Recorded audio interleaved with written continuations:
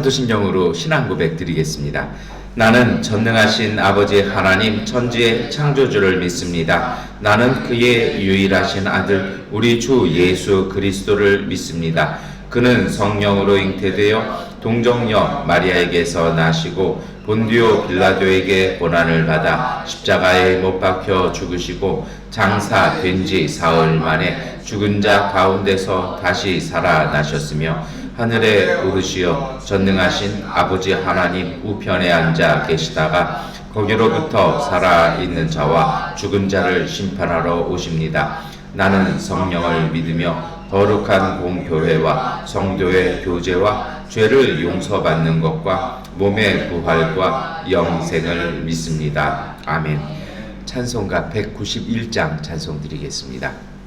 내가 매일 기쁘게 순례의 길 행함은 주의 팔이 나를 안보함이요 내가 주의 큰 복을 받는 참된 비결은 주의 영이 함께함이라 성령이 계시네 할렐루야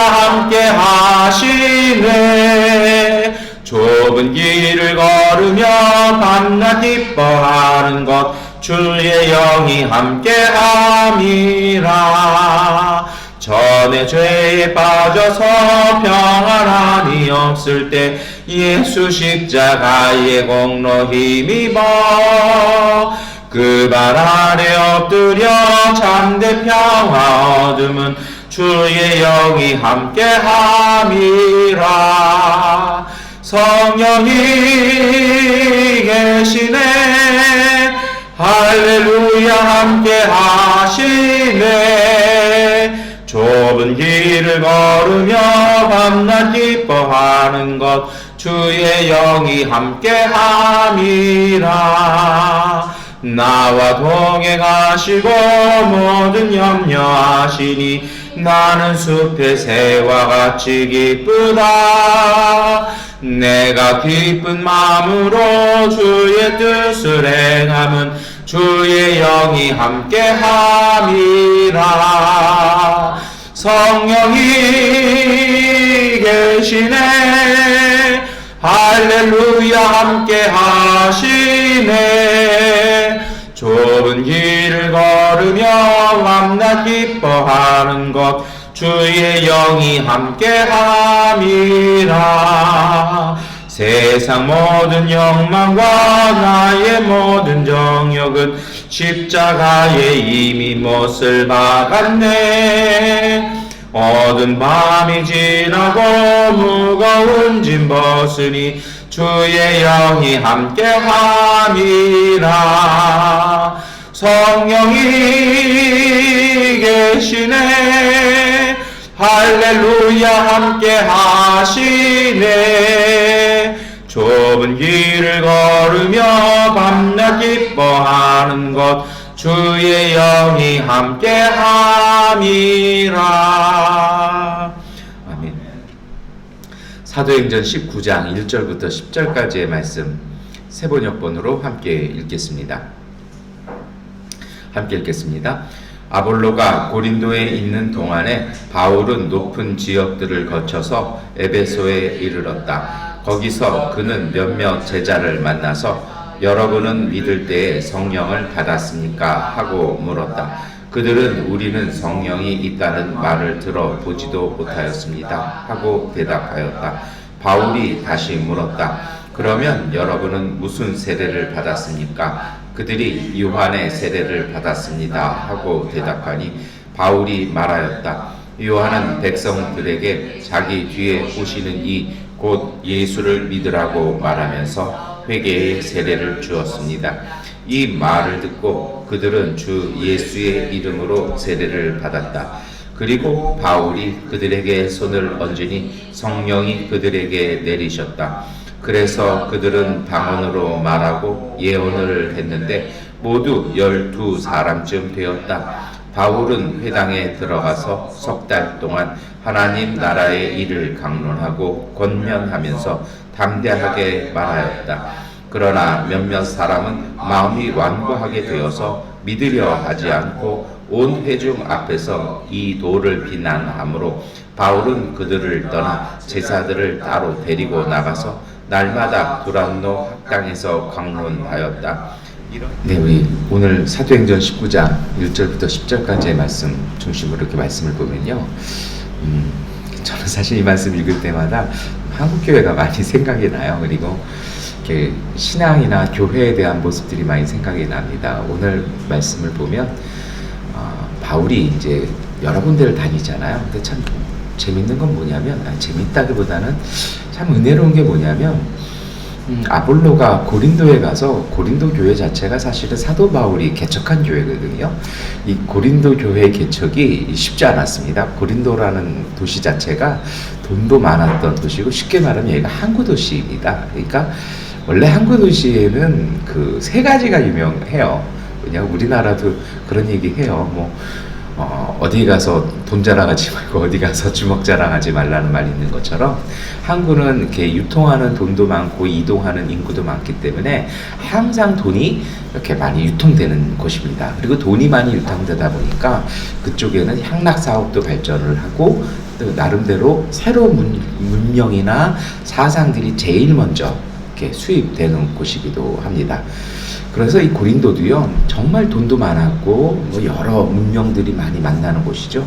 그런데 이 바울이 그 고린도에서 전도를 했던 방법은 뭐였냐면, 정말 성령을 통한 놀라운 그런 기적들이 일어나는 거죠. 이렇게 막 사람들이 치료되어지고 변화되어지는 것이 일어납니다. 그리고 나서 성령은 바울을 고린도를 떠나게 합니다. 그리고 거기에 누가 옵니까? 우리 살펴보셨던 아볼로가 와서요, 거기에서 이제 정말 이렇게 말로써, 설교로써, 그리고 또 성경 공부로써 이렇게 신앙이 자라나게 합니다. 그러고 나서 그 고린도를 떠나왔던 바울이 고린도로 다시 들어가는 것이 아니라, 왜요? 내가 개척한 교회에 또 다른 사람이 와가지고 거기서 막 하고 있다 그러면은 이게 좀 그렇잖아요. 그런데 바울은요, 성령의 이끄심을 따라 어디로 가냐면 다시 에베소로 들어갑니다. 에베소 또한 큰 곳이었습니다. 근데 그곳에 가서 몇몇 사람을 만났는데, 이 사람들이 예수 믿는다라고 얘기를 하는데 만나보니까 조금 이질적인 거예요. 뭔가 좀 아쉬운 게 있고, 뭔가 좀 부족한 게 있고, 좀 답답함이 느껴지는 것입니다. 그래서 서로 이제 대화하기 시작합니다. 그래서 바울이 물어보는 것이 이제 오늘 19장 2절에 딱 나오죠.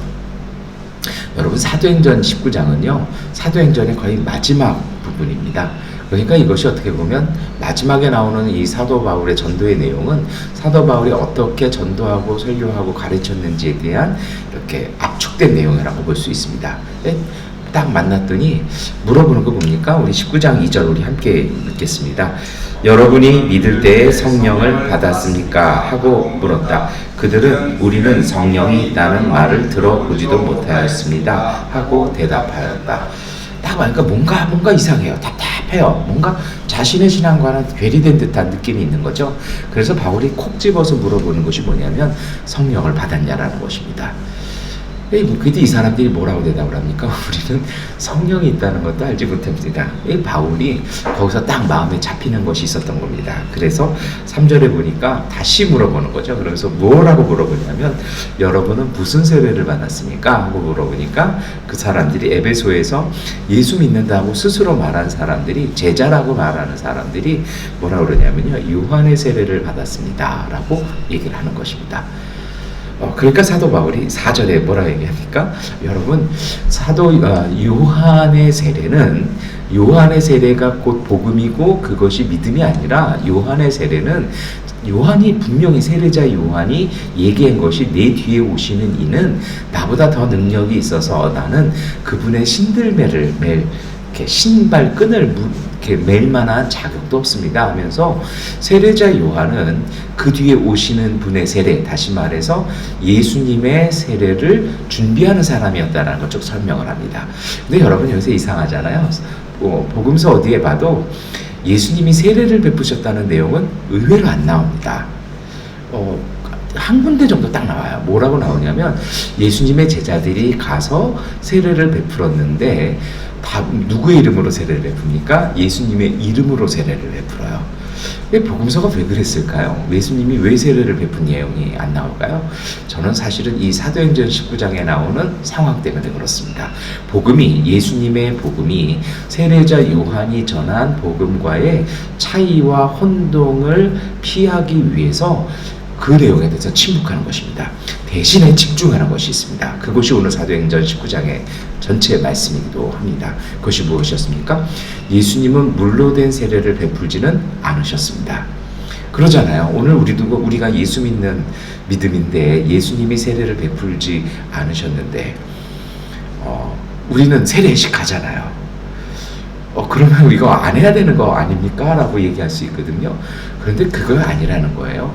대신에 예수님이 복음서에서 집중적으로 관심을 갖고 집중적으로 제자들에게 당부하고 제자들을 위해서 기도하셨고 그리고 부활하셔서 제자들에게 다시 권면하셨던 내용이 있는데 그것이 바로 무엇이냐면 성령의 세례입니다. 성령이 임재하는 것입니다. 그런데 그 성령의 임재는 어디에서 시작되어지냐면 주일 설교에도 말씀을 드렸습니다만 세례에서 시작한다는 것입니다. 요한의 세례와 예수님이 주시는 이 성령 세례의 차이가 있다는 겁니다. 오늘 사도행전 19장의 말씀이 이 사도 바울과 몇몇 제자들 간의 대화가 바로 거기에 있습니다. 그 세례 요한이 주는 세례는요, 어떤 세례냐면 죄 용서함을 받는 세례입니다. 그러니까 죄 용서함을 받는다는 건 무엇입니까? 내가 죄가 있음을 고백하고 내 죄를 깨끗하게 씻는 것까지라는 것입니다. 그런데 우리가 믿는 예수 신앙은요, 단순히 우리가 죄를 고백하고 깨끗하게 씻는 것에서 끝나는 것이 아니라 예수 복음은 변화되어지는 것입니다. 우리가 죄를 고백하고 죄를 씻었어요.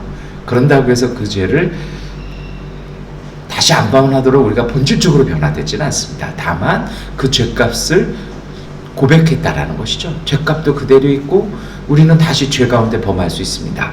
근데 예수님이 주신 복음의 완성은 무엇이냐면 구원이잖아요. 근데 그 구원을 이루는 것은 성령을 통해서라는 것입니다.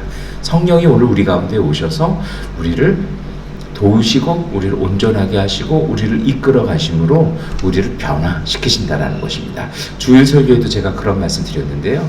예수 복음의 신앙은 변화입니다. 온전하게 바꾸어 놓는 힘인 것이죠. 그러니 바울이 오늘 이 사람들을 만나보니 예수님의 제자라고 얘기하는데 그대로 서 있는 느낌, 뭔가 활동력도 없고 생명력도 없고 약간 도덕적이고 그런 느낌이었을 것입니다. 그러면서 무엇인가 사람을 품고 사랑하고 이 땅을 온전하게 하는 그런 역동적인 힘이 없는 상태로 만났다라는 것입니다. 그러니 이것이 다가 아니라는 거죠. 복음은 그런 것이 아니라는 것입니다. 예전에 우리 한국교회도 그랬던 것 같아요. 뭔가 이렇게 완고한 모습, 정체되어 있는 모습, 그것을 보수라고 얘기하는데 그건 보수가 아닙니다. 보수는 지킬 만한 가치를 지키는 것이죠. 형식과 전통을 지키는 것이 참된 보수적인 온전한 신앙이 아니고요. 정말 진짜 보수 신앙은 그 본질을 지키는 것입니다. 그래서 바울이 뭐라고 얘기합니까? 그게 아니라는 겁니다. 그래서 4절에 요한의 세례와 예수님에 대해서 설명하고 나서 주 예수의 이름으로 세례를 베풀었다라는 것이죠. 그래서 그들이 다시 예수님의 이름으로 세례를 받은 것입니다. 차이가 있어요. 세례 요한의 세례는 자기 죄를 고백하고 인정하고 받는 죄 씻음입니다. 그런데 예수님의 세례는 어떤 것입니까? 물에 들어갔다 나올 때는요, 예수의 이름으로 나오면서 이제는 내가 예수님의 인도하심으로 살겠다라고 고백하고 나오는 것이잖아요. 그러고 났더니 바울이 이어서 해주는 것이 있습니다. 그래서 우리 교회에서도 세례식 할 때 그렇게 하는데요. 세례식이 끝나고 나서 안수기도를 합니다. 어떤 안수기도를 하냐면 성령의 충만함과 성령의 인도하심 속에 순종하는 삶을 살아가도록 기도하는 것입니다. 그랬더니 그들에게 성령이 임하셔서 그들이 방언을 말하고 예언을 했다는 거죠. 근데 여러분, 방언을 말하고 예언을 했다라는 것은 좀 우리가 한국적으로 자꾸 이것을 받아들이는 경향도 있어요. 방언을 말한다는 것은요, 내게 속한 언어가 아니라는 거잖아요. 그러다 보니까 이 방언은 뭐냐면 지금까지와는 더 다른 가치관들, 더 다른, 더 넓은 마음으로 기도하고 그것을 이해하기 시작한다는 것입니다. 예언이라는 것은요, 앞일을 내다보는 것이 아니라 하나님의 뜻에 대해서 말하기 시작하다는 것입니다. 그러니까 다시 말해서 이 약간 세례 요한의 좀 도덕적인 신앙, 그리고 조금 그런 어떤 유대교적인 신앙의 범주 안에 있던 사람들이 눈이 띄고 마음이 열리고 영혼이 열려져서 이제는 하나님 나라에 대해서 일하기 시작한다는 것입니다. 그러면서 이 사람들이 교회가 되어서 에베소 교회가 되어서 신앙생활을 하기 시작하는 것입니다. 이러한 신앙의 차이는 어떤 것이냐면요, 세례 요한의 신앙은 안으로 모이는 신앙입니다. 그런데 성령이 함께 하시는 신앙은 밖으로 뿜어져 나가는 신앙입니다. 왜냐하면 성령께서 자꾸 보게 하시기 때문입니다. 할 일들이 눈에 보여요. 우리가 이 땅 속에 살지만 하나님 나라의 모습이 우리 눈에 보이기 시작합니다. 마음에 느껴지기 시작합니다. 여러분 한번 생각을 해보세요. 우리가 살아가는 삶의 어떤 그런 프레임들이 있잖아요. 그 습관들이 있고 틀들이 있습니다. 그렇게 살다가 딱 어디 가서 보았더니 나랑 좀 비슷한데 나보다 조금 더 나은 삶이 있고 생활이 있고 방식이 있어요. 그럼 우리는 어떡합니까? 그것을 그대로 하잖아요. 성령은 오늘 우리에게서 마찬가지로 합니다. 우리의 일상적인 삶이지만 그 속에서 하나님의 뜻을 보게 합니다. 그래서 지금 여기에서 시작하지만 지금 여기를 벗어나서 더 온전한 모습을 지향하도록 합니다. 그리고 그 과정을 성령께서 주도하시면서 누구와 함께 하십니까? 오늘 우리와 함께 하십니다. 왜 그러냐면요, 오늘 우리도 하나님의 형상이기 때문입니다.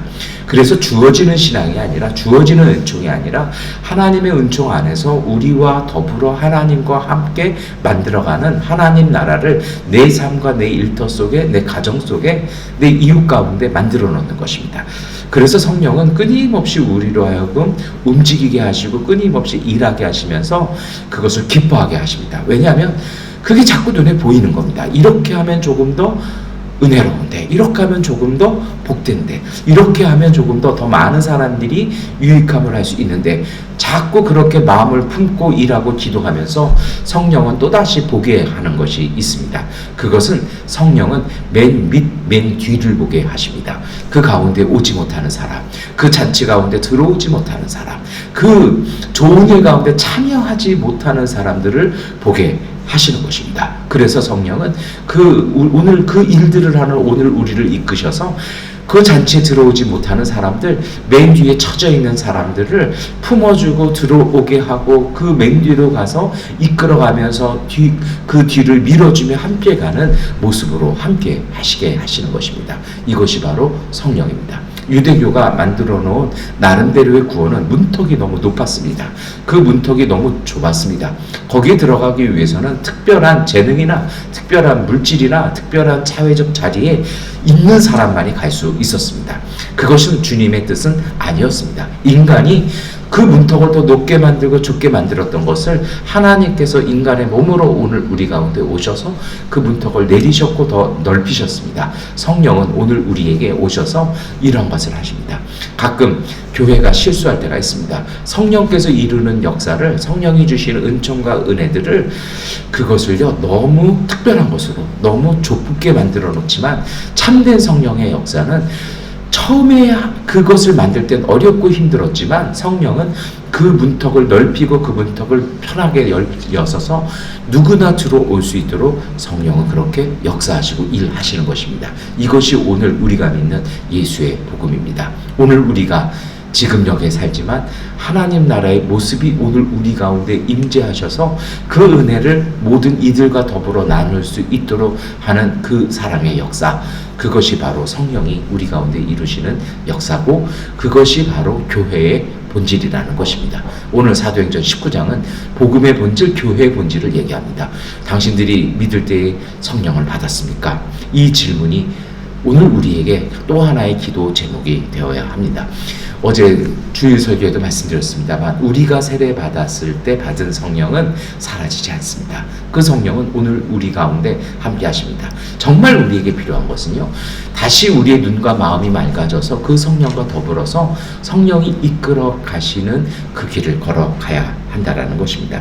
여러분, 사도행전 2장 38절에 이 복음에 대해서 사도 베드로가 첫 설교를 하면서 이렇게 말씀합니다. 베드로가 대답하였다. 회개하십시오. 그리고 여러분 각 사람은 예수 그리스도의 이름으로 세례를 받고 죄의 용서를 받으십시오. 그리하면 성령을 선물로 받을 것입니다. 정말 오늘 우리의 연약함과 부족함을 고백하는 사람 가운데 그 죄를 고백하고 털어낸 그 빈자리 속에 하나님께서는 은총으로 성령을 주셔서 우리 가운데 충만하게 되는 것입니다. 이것이 바로 교회의 시작이고 오늘 우리의 신앙의 시작입니다. 우리의 상황이나 우리가 하는 일 속에서도 우리의 부족함이 있습니다. 그 부족함을 고백하고 우리의 한계를 고백하는 그 자리마다 하나님의 성령께서는 능력을 선물로 주십니다. 그 우리의 힘이나 능력이 아니라 성령이 주시는 그 은총과 그 능력으로 오늘 우리는 그것을 자유롭게 넘어갈 수 있게 되는 것입니다. 그래서 오늘 우리에게 필요한 것이 있습니다. 그것이 바로 갈라디아서 5장 25절부터 26절까지의 말씀입니다. 우리가 성령으로 삶을 얻었으니 우리는 성령이 인도해 주심을 따라 살아갑니다. 우리는 잘난 체하거나 서로 노엽게 하거나 질투하거나 하지 않도록 합시다. 우리가 정말 잘난 척하지 않고 노엽게 하고 질투하지 아니하면 그 성령은 우리 가운데서 역사하시는 걸 우리가 느끼고 깨달을 수 있다는 것입니다. 그랬다라면 이제 우리가 추구해야 될 것은요, 그 성령이 인도해 가시는 것을 따라 사는 것입니다. 그것이 오늘 우리가 읽었던 말씀에 딱 나옵니다. 사도 바울이요, 성령이 없는 자칭 자신은 예수의 제자라고 얘기하지만 요한의 가르침을 따르고 있던 사람들에게 세례받게 하고 예수님의 이름으로 세례받게 하고 안수기 될 때 그들이 성령을 받았습니다. 오늘 성경은 7절에 그 사람들이 모두 12사람쯤 되었다라고 얘기합니다. 그러니까 어떻게 됩니까? 또 다른 12사도처럼 교회 공동체가 완전히 이루어졌다는 거죠. 에베소 교회가 굳건히 섰다라는 것입니다. 그래서 바울이요, 그 회당에 들어가서 석 달 동안 하나님 나라에 대해서 강론하고 가르쳤습니다. 다시 말해서 성령이 이끌어 가시는 그 삶과 신앙에 대해서 가르쳤다라는 것입니다. 그런데 결과가 어떠냐면 9절입니다. 9절에 봤더니 몇몇 사람은 이게 유대교인일 수도 있고 세례 요한의 제자일 수도 있습니다. 마음이 완고하게 되어서 믿으려 하지 않고, 그러니까 안 믿는 게 아니에요. 믿는 것 자체가 싫은 거예요, 내가. 왜냐하면 지금까지 내가 왔던 신앙, 내가 걸어왔던 삶의 궤적과는 다르다라는 것이죠. 보통 완고하다라는 표현을 쓸 때는요, 무엇 때문에 완고해지냐면 내 것을 지키기 위해서 완고해지는 것입니다. 그게 옳은 거 알아요. 그런데 내 자리, 내 경력, 내 위치를 지키기 위해서는 거부하는 것이죠. 그리고 나서 온 회중 앞에서 이 도를 복음을 비난함으로 바울이 곤란함을 얻어요. 근데 문제는 뭐냐면 그게 대다수가 아니었다라는 겁니다. 몇몇 사람이었다는 것입니다. 그런데 사도 바울의 대처가 어떤 줄 아십니까? 그것을 딱 직면했을 때 나서서 그것을 변론하고 막 능력 대결을 하고 그게 아니라는 것입니다. 사도 바울의 위대함이 이것이었어요. 그 몇몇 사람들의 대적함을 그 속에 담겨있는 성령의 뜻을 봅니다. 이끄심을 보는 것이죠. 그래서 그가 어떻게 합니까? 그들을 떠나서 그 몇몇 사람 때문에 그 회당을 나와서 제자들을 데리고 나서 두란노 학당이라는 곳을 갑니다. 아마도 이것은요, 두란노라는 사람이 이 사람이 아마 그 웅변을 가르쳤던 것 같아요. 수사학을 가르쳤던 학원을 가는 겁니다. 거기에 가서 이제 예수의 복음을 그리고 성령의 역사를 가르치기 시작합니다. 그리고 사도행전 19장은 뭐라고 증언하냐면 이 일을 2년 동안 했다고 얘기합니다. 그리고 나서 결과를 뭐라고 얘기합니까? 2년 동안 사도 바울이 사실 2년 정도 머물렀던 선교지가 없었어요. 이게 정말 오래 있었던 거죠. 2년 동안에 여기서 복음을 전하는데 아시아에 사는 사람들, 유대 사람이나 그리스 사람이나 모두 주님의 말씀을 듣게 되었다. 회당에는요, 유대인들밖에 못 들었어요.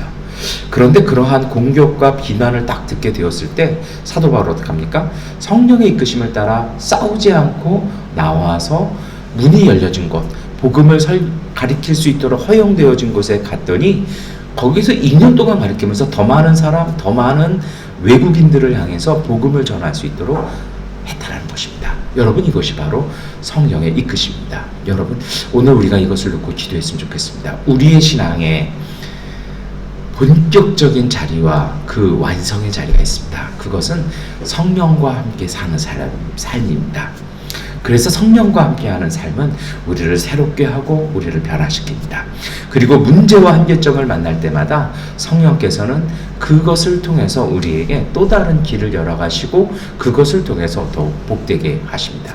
참된 예수 믿는 신앙의 본질이고 완성은요, 예수님께서 보내신 성령과 함께하는 삶입니다. 성령 강림절 주간을 보내는 이 한 주간, 우리가 이러한 보혜사 성령, 도우시는 성령과 우리가 동행할 수 있도록 우리가 함께 기도했으면 좋겠습니다. 사도 바울이 디모데를 위해서 권면했던 말씀 기억나십니까? 그대 안에 잠들어 있는 그대의 신앙을 일깨우기를 바랍니다. 성령은 우리와 함께 하십니다. 그 성령과 더불어 우리가 이 한 주간의 삶, 그리고 우리의 신앙생활 모든 곳곳, 모든 때와 시간마다 우리가 그 성령과 동행함을 통해서 하나님 앞에서 복된 삶 살아갈 수 있도록 기도하고 승리하시기를 축원합니다. 기도하겠습니다. 전능하신 아버지 하나님, 오늘 우리 가운데 함께하여 주셔서 믿음 안에서 온전케 하여 주시옵소서. 우리가 예수의 이름으로 세례를 받았사오니 예수 그리스도께서 우리 가운데 선물하시고 우리 가운데 구하시고 우리 가운데 보내주셨던 보혜사 성령님의 그 임재와 충만한 역사 속에 살게 하여 주시옵소서. 삶의 자리, 삶의 걸음마다 성령께서 우리와 동행하심을 믿고 고백하며 성령과 더불어 동행하게 하여 주시고, 주님의 성령께서 이끌어 가시는 곳 속에 믿음으로 순종할 때마다 우리 삶 속에 변화와 하나님의 은총의 열매들이 가득하게 하여 주시옵소서. 하나님 간절히 구합니다. 성령님을 잊어버리지 말게 하시고 순간마다, 때로 어렵고 지칠 때마다 잠시 멈추어 서서 우리와 더불어 함께 하시고 우리를 위하여 대신 친히 간구하시는 성령에 의지하며 성령을 구하며 그 인도하심 속에 순종하는 믿음의 신비, 그 은총의 열매를 맛볼 수 있는 믿음의 가족들 되게 하여 주옵소서. 예수 그리스도의 이름으로 기도드립니다. 아멘.